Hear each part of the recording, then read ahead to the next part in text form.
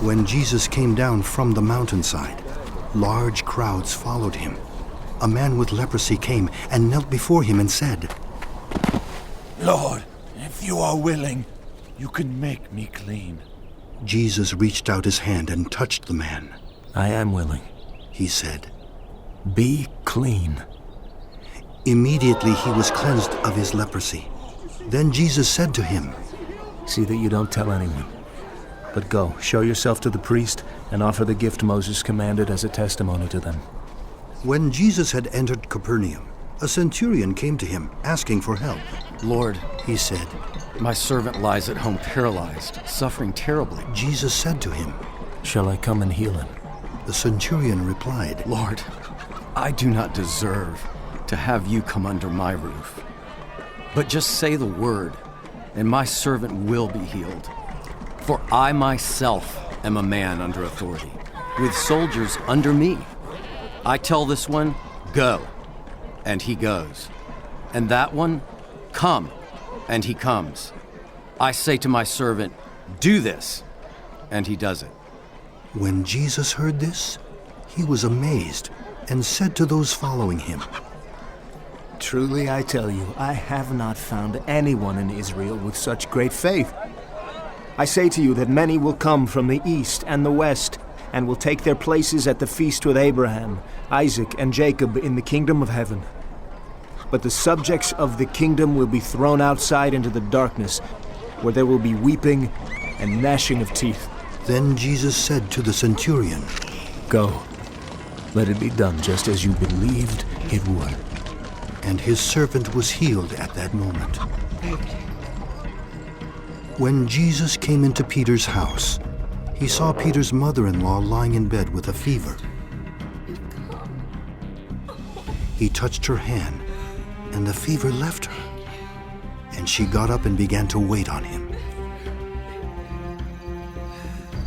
When evening came, many who were demon-possessed were brought to him, and he drove out the spirits with a word and healed all the sick.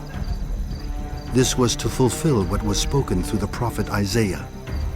He took up our infirmities and bore our diseases. When Jesus saw the crowd around him, he gave orders to cross to the other side of the lake. Then a teacher of the law came to him and said, "Teacher, I will follow you wherever you go." Jesus replied, "Foxes have dens, and birds have nests, but the Son of Man has no place to lay his head." Another disciple said to him, "Lord, first let me go and bury my father." But Jesus told him, "Follow me, and let the dead bury their own dead." Then he got into the boat, and his disciples followed him. Suddenly a furious storm came up on the lake, so that the waves swept over the boat. But Jesus was sleeping. The disciples went and woke him, saying, "Lord, save us! We're going to drown!"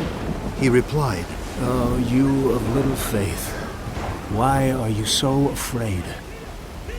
Then he got up and rebuked the winds and the waves, "Be still." and it was completely calm. The men were amazed and asked, "What kind of man is this? Even the winds and the waves obey him." When he arrived at the other side in the region of the Gadarenes, 2 demon-possessed men coming from the tombs met him. They were so violent that no one could pass that way. "What do you want with us, Son of God?" They shouted. "Have you come here to torture us before the appointed time?" Some distance from them, a large herd of pigs was feeding. The demons begged Jesus, "If you drive us out, send us into the herd of pigs." He said to them, "Go!" So they came out and went into the pigs, and the whole herd rushed down the steep bank into the lake and died in the water. Those tending the pigs ran off, went into the town and reported all this, including what had happened to the demon-possessed men. Then the whole town went out to meet Jesus, and when they saw him, they pleaded with him to leave their region.